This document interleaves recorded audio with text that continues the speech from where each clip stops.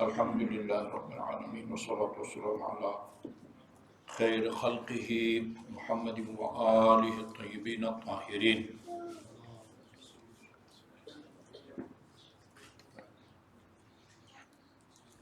آخری دن امیر المومنین علیہ الصلوۃ والسلام کا جو فرمان پیش کیا تھا، جس کا تعلق نئے کپڑے پہننے کے آداب سے تھا، انتہائی حیرت انگیز قسم کی اس میں وہ حکمتیں بیان کی گئی ہیں۔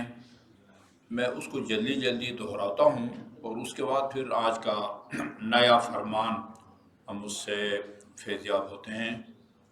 فرمایا اذا کسى اللہ عز وجل مؤمنا ثوبا جدیدا، اللہ تعالیٰ جب کسی کو نیا سوٹ یا جوڑا نصیب فرمائے تو فلیتوضا، اس کو پہننے سے پہلے وضو کرے۔ بہت ہی معمولی اور چھوٹی چھوٹی باتیں کہ جن کی طرف توجہ نہ ہونے کی وجہ سے بہت بڑی سعادتوں اور فیوزات سے انسان محروم رہ جاتا ہے۔ ابھی آپ توجہ فرمائیں نا، فلیتوضا۔ اچھا، آدمی سوچتا ہے کہ نئے کپڑوں کا وضو سے کیا تعلق ہے؟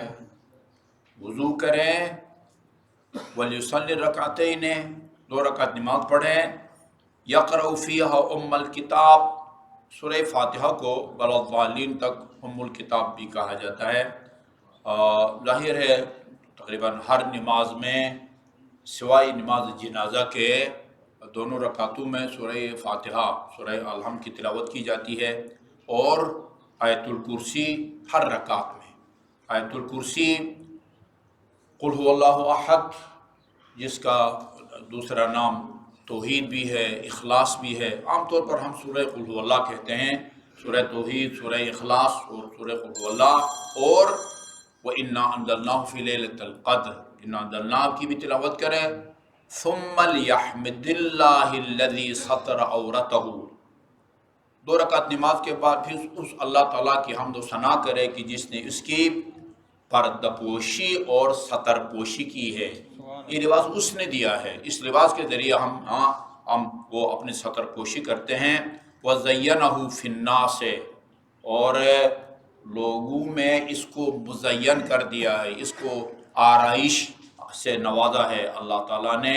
یہ لباس ہم زینت کے لیے وہ ہوتے ہیں، مختلف قسم کے ڈیزائن سے لاتے ہیں، اور پتہ نہیں زینت کے لیے سارا۔ وَلْيُكْثِرْ مِنْ قَوْلِ لَا حَوْلَ وَلَا قُوَّةَ إِلَّا بِاللَّهِ الْعَلِيِّ الْعَظِيمِ۔ میں کبھی میرے خیال میں اس کو لکھ کے نا ادھر لگا دیتے ہیں، ہاں، تاکہ ابھی آپ دیکھیں اس کے فائدے دیکھیں۔ ابھی تک یہ صرف یہ نئے کپڑے پہننے کا طریقہ بتایا گیا ہے، فائدہ اس کا کتنا ہے ابھی تک بیان نہیں کیا ہم نے، آج البتہ۔ اس کے بعد پھر اللہ تعالیٰ کی حمد و ثنا کرے جس اس کی پردہ پوشی کی ہے۔ وَلْيُكْثِرْ مِنْ قَوْلِ لَا حَوْلَ وَلَا قُوَّةَ إِلَّا بِاللَّهِ الْعَلِيِّ الْعَظِيمِ، کثرت سے لا حول ولا قوت الا باللہ العظیم پڑھے۔ لا حول ولا قوت الا باللہ العلی العظیم پڑھنے کو حوقلہ کہتے ہیں۔ حوقلہ یعنی اس نے لا حول ولا قوت الا باللہ العلی العظیم پڑھا۔ بسملہ، بسم اللہ الرحمن الرحیم کو کہتے ہیں۔ حمدلہ، الحمدللہ رب العالمین کو کہا جاتا ہے۔ اچھا جی، اور وہ عظیم کرے۔ اچھا، اس کا فائدہ کیا ہوگا؟ فَإِنَّهُ لَا يَعْصِ اللَّهَ فِيهِ، یہ کپڑے جب آپ پہنے ہوئے ہوں گے نا، اس دوران آپ سے اللہ تعالیٰ کی نافرمانی اور معصیت سرزد نہیں ہوگی۔ ان دعاؤں کا اور ان اذکار کا یہ فائدہ ہوگا۔ یہ جوڑا جس کو پہننے سے پہلے آپ نے وضو کیا ہے، 2 رکعت نماز پڑھی ہے، ہر رکعت میں آپ نے سورہ فاتحہ کے بعد آیت الکرسی، سورہ انا انزلناہ اور قل هو اللہ پڑھ کر کثرت سے لا حول ولا، ان کپڑوں میں آپ سے گناہ جو ہے وہ سرزد نہیں ہوگا ان آیات کی برکت سے۔ اور وَلَهُ بِكُلِّ سِلْكٍ فِيهِ مَلَكٌ يُقَدِّسُ لَهُ، ایک دھماکہ کہہ سکتے ہیں آپ نا، یہ ان 2 شلوار قمیص میں یا کوئی بھی ہو، اس میں جتنے دھاگے استعمال ہوئے ہیں نا، ہر دھاگے کے برابر میں، ہاں مثلا نہیں کہہ سکتا بندے کتنے لاکھوں میں ہے نا دھاگے، ملینوں میں ہیں، فی دھاگا ایک فرشتہ کی ڈیوٹی لگاتا ہے اللہ تعالیٰ، جو اللہ تعالیٰ کی تقدیس کرتا ہے اور اس کا ثواب اس نئے کپڑے پہننے والوں کو نمایاں محمد بلند سلوا محمد۔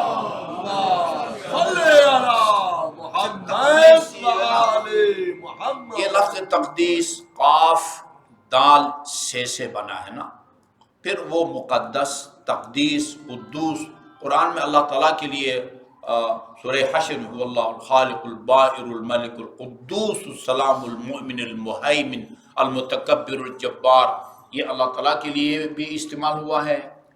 اللہ کے علاوہ اور بھی پاکیزہ چیزوں کے لیے یہ لفظ استعمال ہوا ہے۔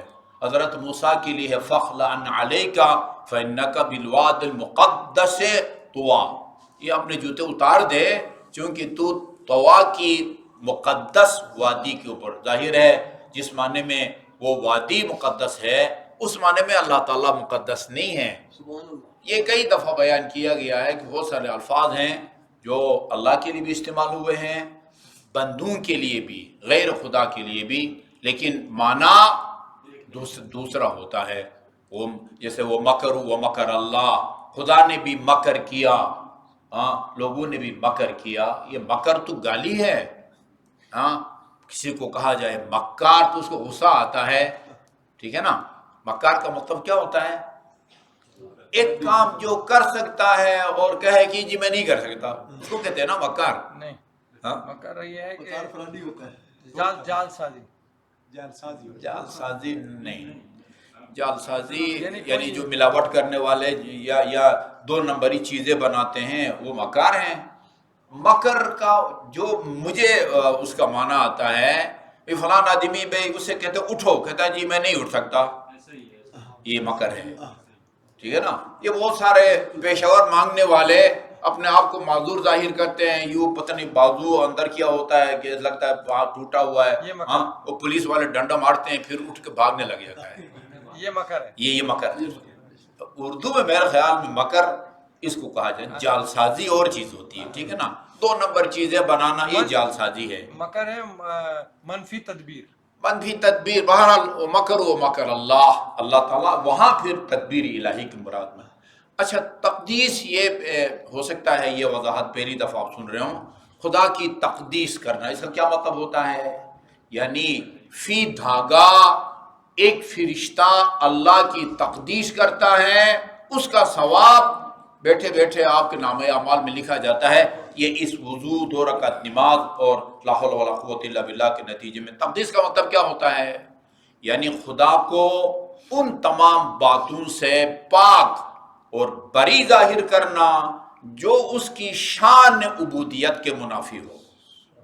یہ ابھی میں نے کہا تقدیس کا معنی پتہ تو چلے نا، ہاں مقدس مقدس ہے، مقدس اردبیلی بھی ہے، وہ اس معنی میں نہیں ہے، وہ پاکیزہ کے معنی میں، وہ وادی طوا کو مقدس کہا گیا ہے۔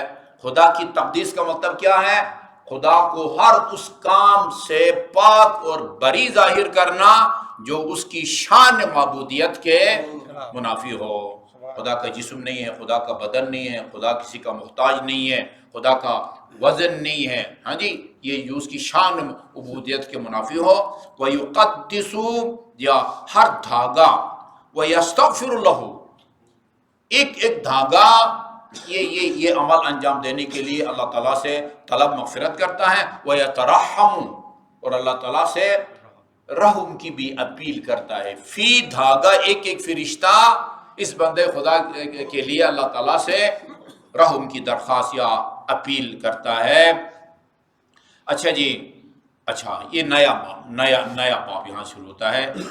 اطرحوا سوء الظن، اطرحوا سوء الظن، طرح کا مطلب ہوتا ہے پھینک دینا نا، مراد یہاں بچنا ہے، بدگمانی سے بچو، بدگمانی سے اپنے آپ کو دور پھینکو۔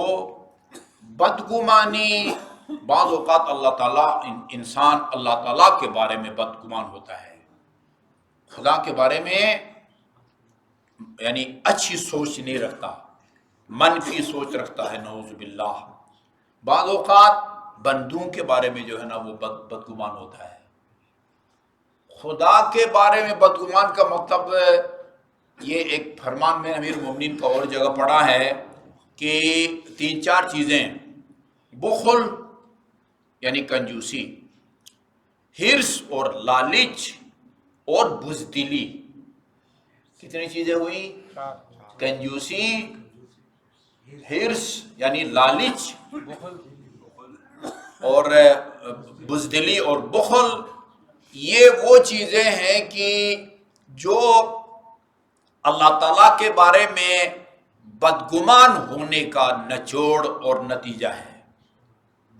خدا کے بارے میں جو بدگمان ہوتا ہے نا وہ کنجوسی کرتا ہے، لالچ بھی وہی کرتا ہے، بزدلی بھی وہی کرتا ہے کہ جس کے خدا کی ذات پر وہ جو قادر مطلق ہے نا، بلکہ عین قدرت ہے، اس کی ذات پر جس کا بھروسہ نہ ہو وہ بزدل ہوتا ہے۔ بزدل خدا کے بارے میں بدگمان ہوتا ہے، لالچی آدمی خدا کے بارے میں بدگمان ہوتا ہے، کنجوس آدمی خدا کے بارے میں بدگمان ہوتا ہے۔ ایک بندوق کے بارے میں قرآن میں بھی سورہ حجرات میں ہے، جس سورہ میں غیبت کرنے سے منع کیا گیا ہے، اسی میں کہا گیا ہے اجتنبوا کثیرا من الظن ان بعض الظن اثم۔ بہت سارے گناہ ایسے ہیں کہ جن سے بچنا چاہیے۔ ان کثیر من الظن اثم، ان بعض الظن اثم، چونکہ بعض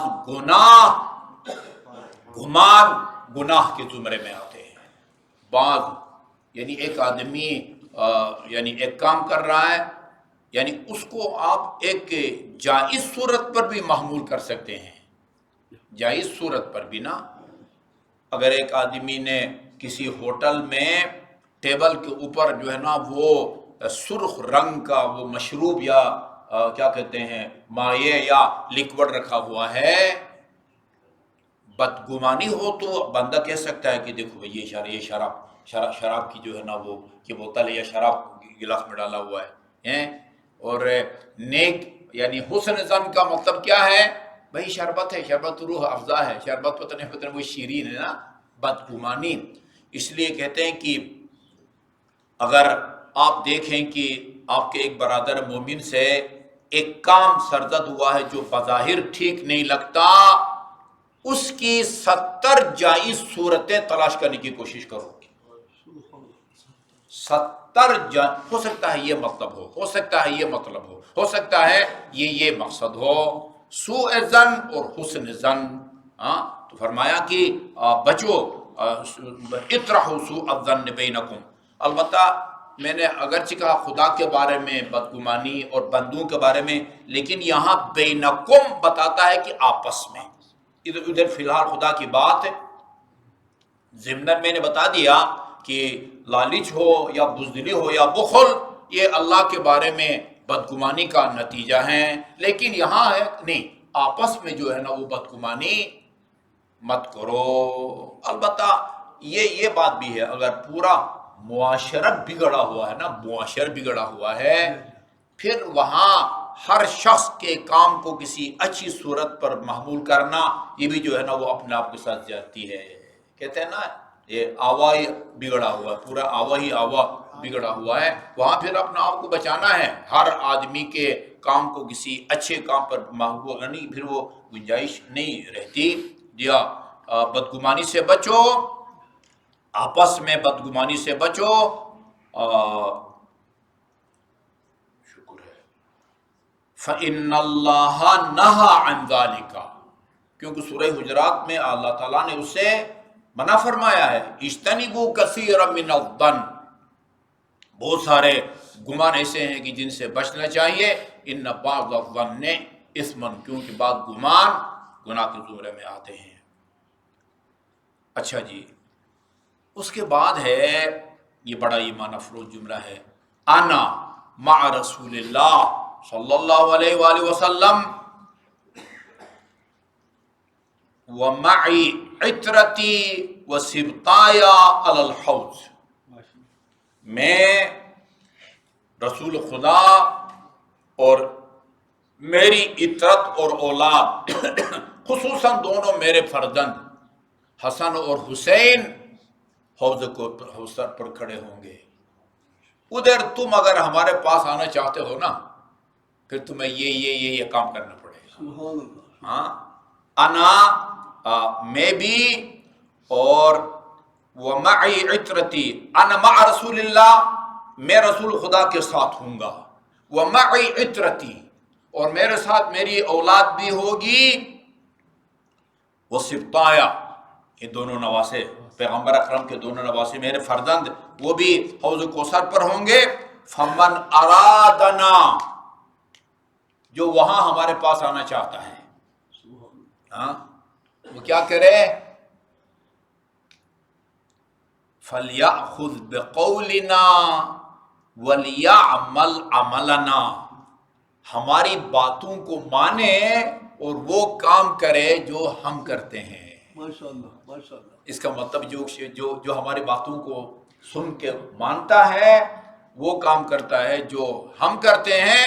حوض کوثر پر میں رسول خدا اور میری اطرت خصوصاً حسن اور حسین اس کے انتظار میں ہوں گے.